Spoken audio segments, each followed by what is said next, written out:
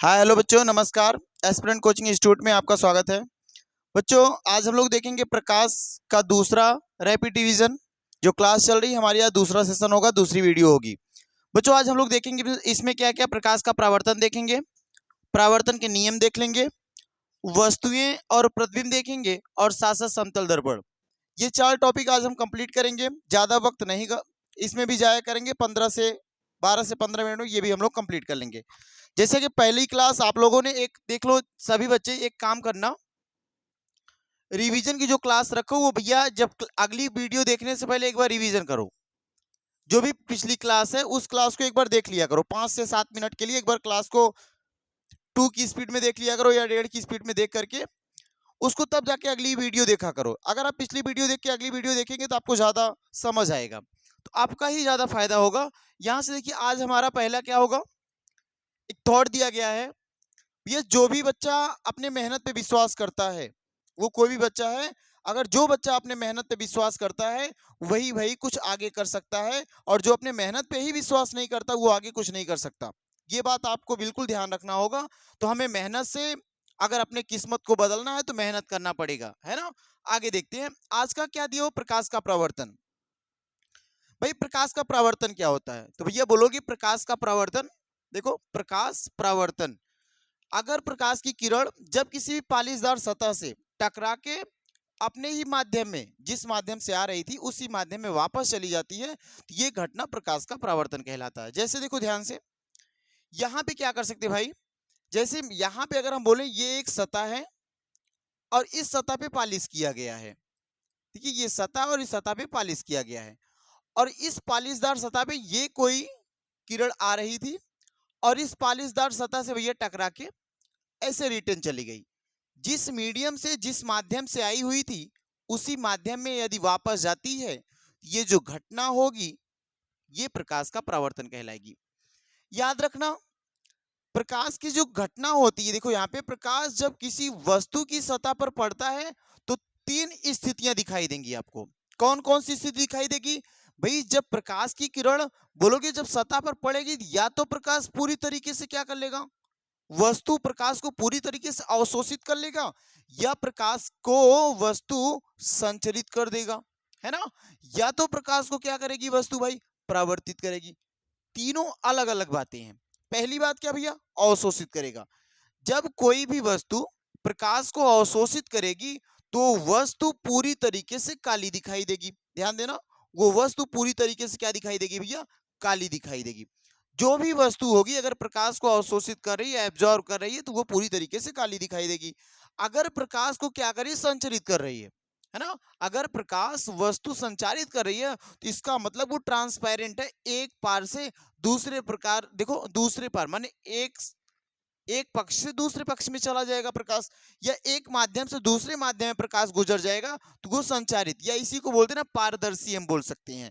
तीसरा परावर्तित क्या होता है भैया, जब कोई प्रकाश की किरण किसी वस्तु में पड़ेगी और टकरा के अपने ही माध्यम में वापस जाएगी, तो ये घटना क्या कहलाती भाई, बोलोगे भैया ये घटना परावर्तित कहलाती है। बातें समझ आई होंगी। प्रकाश की किरण अगर अवशोषित हुआ तो काली वस्तु दिखाई देगी। संचरित में क्या होता है, प्रकाश की किरण एक माध्यम से दूसरे माध्यम में गुजर जाती है, या बोल सकते हैं पारदर्शी होगा या पारभाषक बोल सकते हो। परावर्तित में क्या होती है, जब किरण किसी भी वस्तु से टकराकर अपने ही माध्यम में वापस जाती है तो यह घटना परावर्तन कहलाता है ना। यहां देखो आगे, प्रकाश का परावर्तन क्या है, ध्यान से देखो।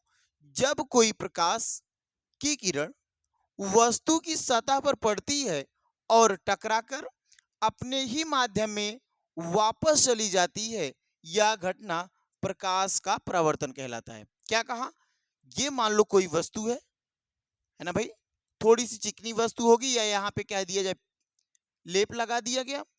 इस वस्तु के ऊपर अगर प्रकाश की किरण ऐसे पड़ी और पड़ने के बाद भाई, अगर पड़ी और पड़ने के बाद ये किरण क्या हो गई, उसी माध्यम में, या इधर भी ऐसे रिटर्न भी हो सकती है, यहां भी ऐसे जा सकती है।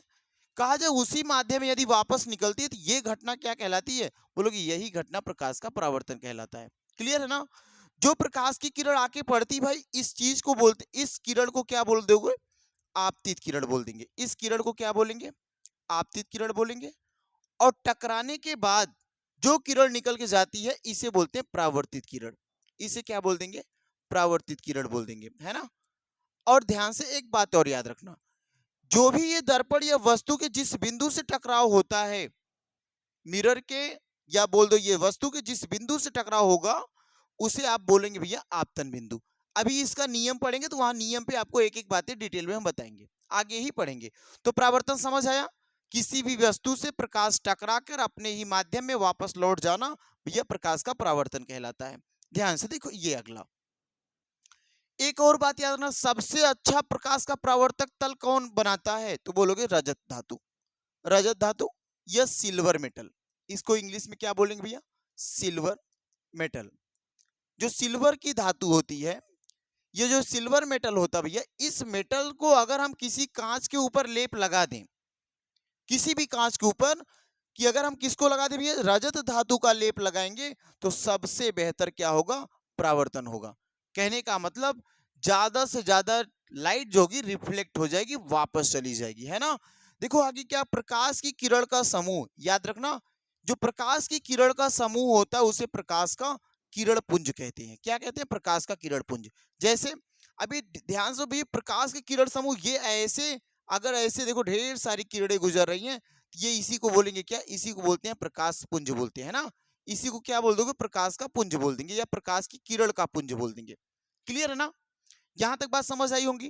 देखो ठीक इसी प्रकार से हम आगे बढ़ेंगे। अगला क्या देखो दिया है? प्रकाश के परावर्तन के नियम।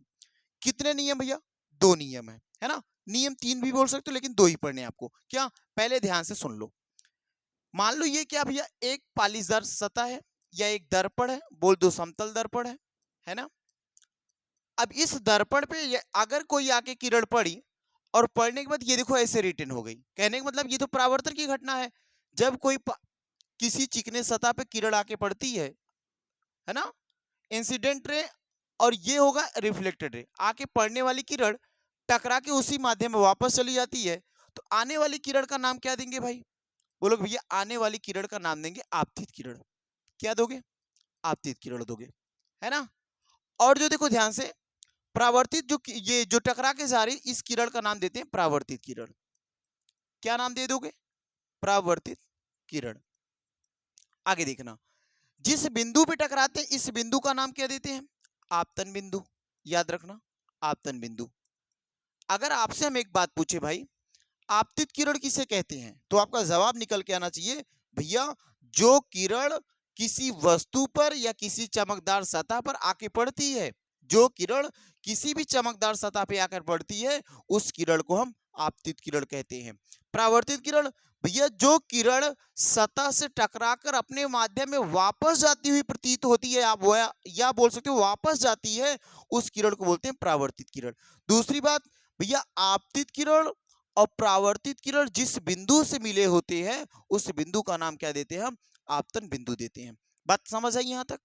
अब ये देखो रूल क्या कहता है, प्रथम नियम क्या कहता है? पहला नियम भैया कहता है, एक चीज और याद रखना, अगर इसके बीच में एक हम अभिलंब खींच दें, एक लंब खींच दें ऐसे, इसको हम नॉर्मल एन से दिखा दे रहे हैं।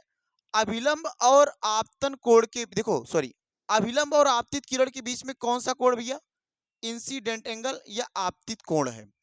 और परावर्तन, देखो परावर्तित किरण और अभिलंब के बीच में कौन सा कोण भैया?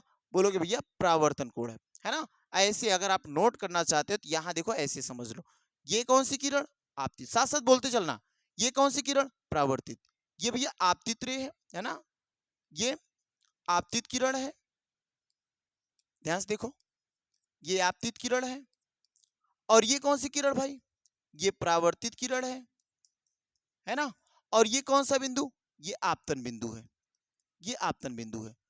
अब इसके बीच में क्या खींच दिया हमने? एक नॉर्मल, एक अभिलंब खींच दिया, इसको अभिलंब या नॉर्मल लिख देते हैं, ये अभिलंब खींच दिया। अब ध्यान से देना, अभिलंब, ध्यान से देखो भाई, यहां पे हम लिख लेंगे अभिलंब। अभिलंब और आपतित किरण के बीच में कौन सा कोण है? तो बोलेंगे भैया इस कोण का नाम है आपतन कोण, इस कोण का नाम है आपतन कोण। ध्यान दो, आगे क्या भैया, यहां देखो परावर्तित किरण और अभिलंब के बीच के कोण का नाम क्या बोलोगे? परावर्तन कोण, है ना, परावर्तन कोण। इसको किससे डिनोट करेंगे भाई? इसको आई से डिनोट करते हैं हम, और इसको किससे? स्मॉल आर से डिनोट करते हैं, है ना। आगे देखो क्या करते हैं, देखो नियम क्या कह रहा है। आपतित किरण, परावर्तित किरण और अभिलंब सभी एक ही तल में स्थित होते हैं। वो एक तल कौन सा होगा? बोलोगे भैया सभी आपतन बिंदु पर स्थित होते हैं, आपतन बिंदु, है ना। वो तल कौन सा है? तो बोलोगे वह तल आपतन बिंदु है। क्लियर हो जाएगा ना। आपतित किरण, परावर्तित किरण और अभिलंब तीनों आपतन बिंदु में होते हैं, पहला नियम होगा, है ना। दूसरा नियम क्या कहता है? आप परावर्तन कोण सदैव आपतन कोण के बराबर होता है। कहने का मतलब एंगल आई जो है वो हमेशा एंगल आर के क्या होगा? ऑलवेज ये बात बराबर होगी, है ना। आपतन कोण और परावर्तन कोण दोनों आपस में हमेशा क्या होते हैं भाई? बराबर होते हैं। क्लियर यहां तक? एक बात और नोट कर लो, क्या नोट करनी भाई? प्रकाश की किरण जो दर्पण के ऊपर अभिलंबता आपतित होती है, कहने का मतलब ये देखो एक वस्तु है या एक दर्पण है ना। इस दर्पण पे जो किरण एकदम अभिलंबोत पड़ती है, माने एकदम सीधा 90 डिग्री के साथ पड़ती है, जो किरण एकदम 90 डिग्री के साथ आएगी भाई, जो किरण 90 डिग्री के साथ आएगी, ये अपने ही मार्ग में क्या हो जाती है? वापस चली जाती है। ये देखो ये लिखा हुआ है कि प्रकाश की किरण जो दर्पण के ऊपर अभिलंबता आपतित होती है, उसी मार्ग से वापस प्रवर्तित होती है। कहने का मतलब अगर अभिलंबता कोई किरण आ रही है अभिलंब के सहारे, तो वो अभिलंब के सहारे ही अपने मार्ग में वापस लौट जाएगी। क्लियर है ना ये बात? देखो आगे देखते हैं भाई। आगे क्या है? प्रकाश के जो परावर्तन के नियम है किस किस पे काम करेंगे? पहला काम कि परावर्तन के नियम किस पे काम करेंगे? तो आपका जवाब आना चाहिए भैया सभी प्रकार के दर्पण पे। वो किसी भी प्रकार का दर्पण हो, वो समतल हो, अवतल हो, उत्तल हो, व्योत्तल हो, अवतलोत्तल हो, कोई भी दर्पण होगा भैया, वो सब दर्पण पे काम करेगा प्रकाश के परावर्तन का नियम। दूसरी कंडीशन, समतल दर्पण के साथ साथ जो गोली दर्पण होता है, गोली दर्पण देखो दो होता है ना। गोली दर्पण कौन कौन सा गोली दर्पण भैया? गोली दर्पण को दो भागों में बांट के पढ़ेंगे हम आगे। कौन कौन से? एक पढ़ेंगे उत्तल दर्पण, है ना, एक उत्तल दर्पण, और एक कौन सा दर्पण मेरे भाई? अवतल दर्पण। यहां तक क्लियर है ना बात? सभी प्रकार के दर्पण में, चाहे वो उत्तल दर्पण हो, चाहे वो अवतल दर्पण हो, चाहे वो समतल दर्पण है, सभी प्रकार के दर्पण पे कौन सा नियम काम करेगा? प्रकाश के परावर्तन का नियम काम करेगा। एक और हेडिंग आपको दिख रही है क्या? वस्तुएं और प्रतिबिंब। आपने दो चीजें पढ़ी भैया, एक हमने पढ़ाया था प्रदीप्त और एक पढ़ाया था अप्रदीप्त। प्रदीप्त वस्तु किसे कहते हैं? वह लुमिनियस और नॉन लुमिनियस। प्रदीप्त में क्या बताया गया? वे वस्तुएं जिनका खुद का प्रकाश हो। सेम स्थिति यहाँ पे है कि वस्तु किसे कहेंगे? बोलोगे एक कोई भी चीज हो जो प्रकाश किरण प्रदान करे, जिसमें से प्रकाश की किरण निकले, है ना, जो विजिबल हो, जो दिखाई दे भैया, वो क्या कहलाएगा? बोलोगे वो कहलाएगा वस्तु। जबकि प्रतिबिंब किसे कहते हैं? प्रतिबिंब एक प्रकार की प्रकाशी छाया है। प्रतिबिंब क्या है? तो जवाब निकलेगा एक प्रकार की प्रकाश की छाया है, जो किसी वस्तु से आने वाली प्रकाश की किरण से दर्पण से क्या होती है भैया? परावर्तित होती है। माने जो देखो जैसे मैं हूं ना, देखो ये एक मेरे सामने दर्पण लगा दिया जाए, और इस दर्पण के सामने मैं खुद एक वस्तु हूं, और मेरी जो इसमें इमेज बनेगी, जो इस मेरी छाया होगी, जो मेरा इसमें हूबहू चित्र बन रखा होगा, वो क्या कहलाएगा भैया? वो कहलाएगा प्रतिबिंब कहलाएगा। बात समझ पाए होंगे? दर्पण में भैया हम खुद वस्तु हैं, और हमारे सामने जो हमारी छाया बन रखी है, वो क्या कहलाएगा? प्रतिबिंब कहलाएगा। क्लियर है ना?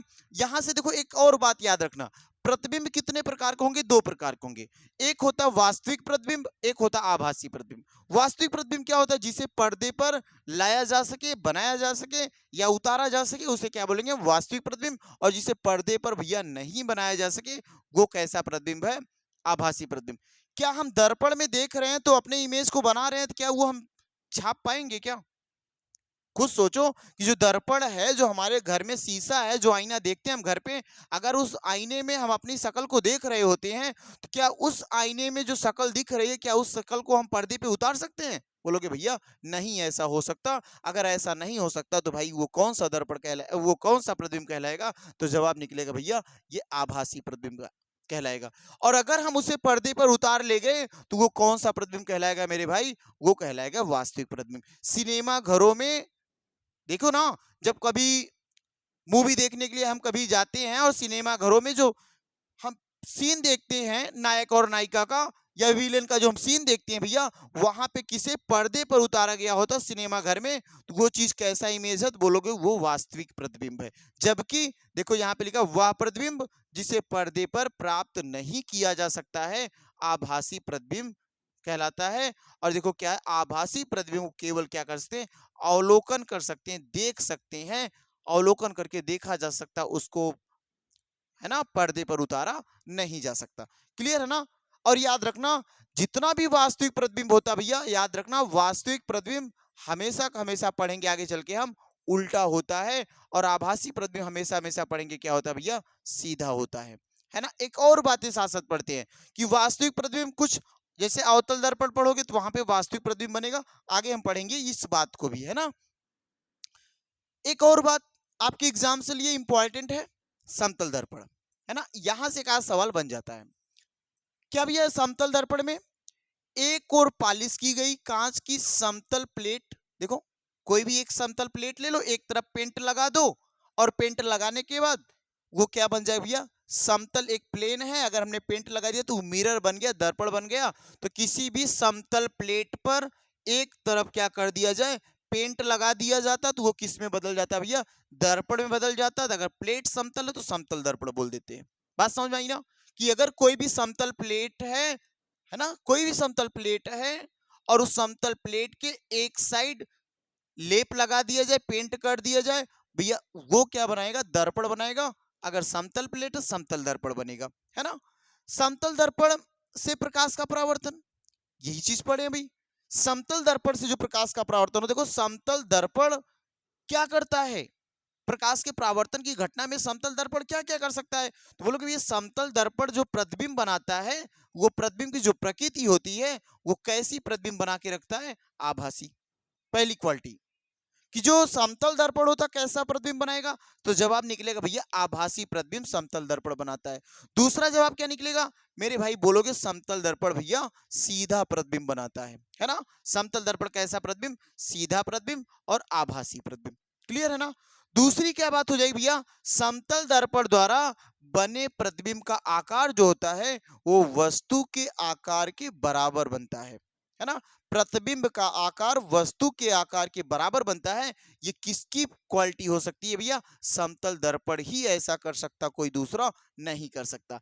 तीसरी बात क्या होगी भैया, वस्तु दर्पण के सामने जितनी दूरी पे रखी होगी, कोई भी वस्तु हो, अगर हम समतल दर्पण के सामने जितनी दूरी पे रखेंगे भैया, दर्पण से उतनी ही दूरी पे उसका इमेज बनेगा, है ना, उसका प्रतिबिंब भी उतने दूरी पे बनेगा।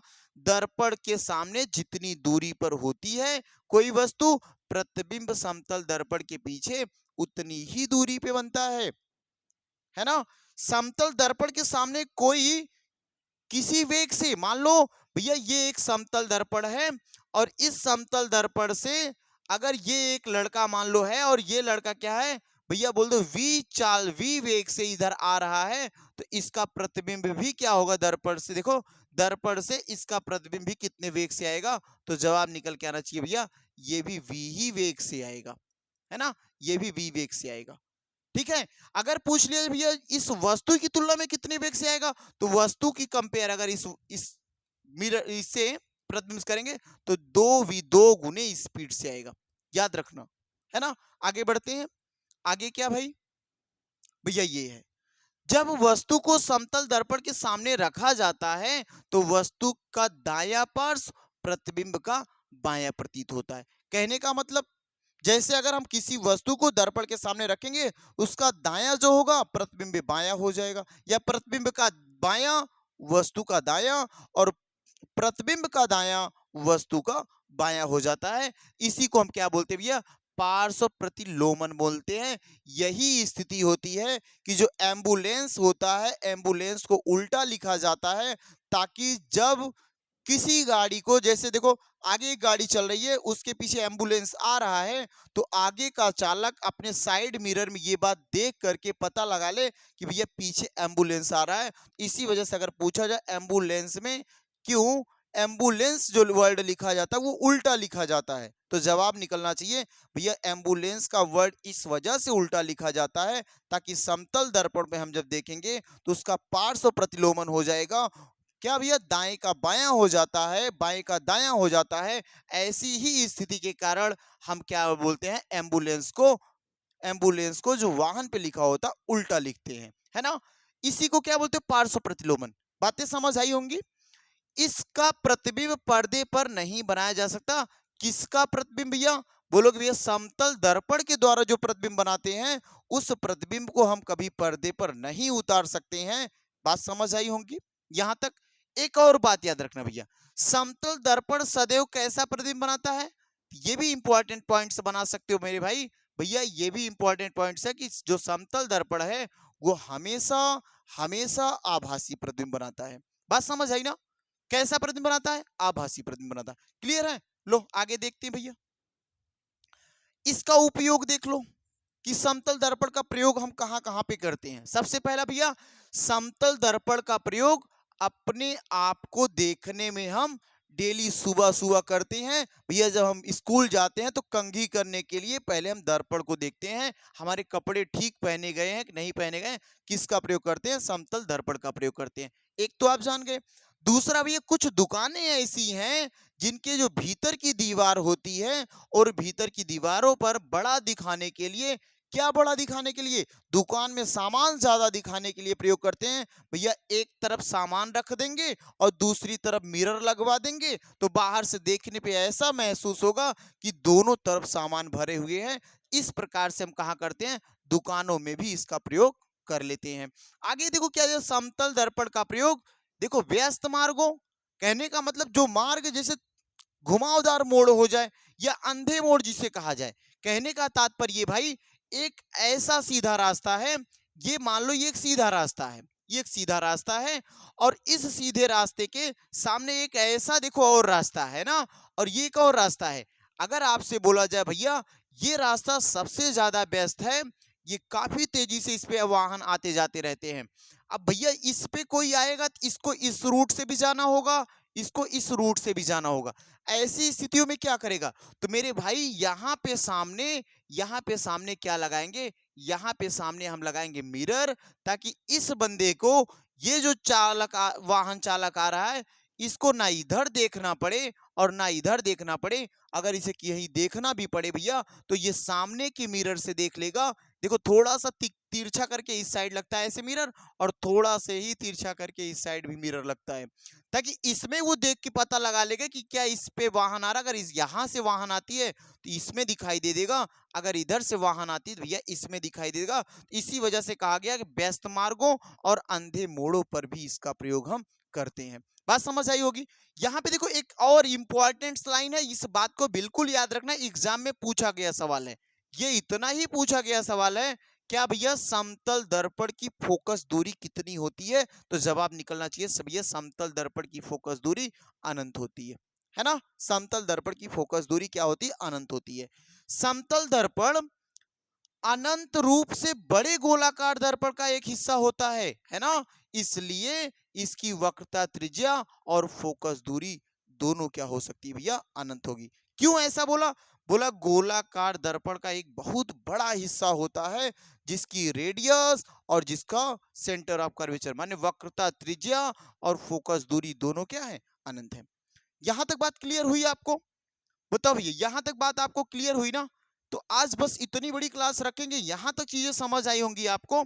तो इतना थोड़ा सा एक बार चीजों को देखो, एक चीज काम करना भैया, जैसे मैं आज नई क्लास, कल नई क्लास होने वाली मान लो, अगर नई क्लास लेने वाले हो कल, तो नई क्लास लेने से पहले भैया जो भी पुरानी क्लासें हैं उन क्लासों को क्या करना, रिवीजन करना। यही नहीं कि हमसे पढ़ रहे हो तो भैया हमारी ही क्लास रिवीजन करो।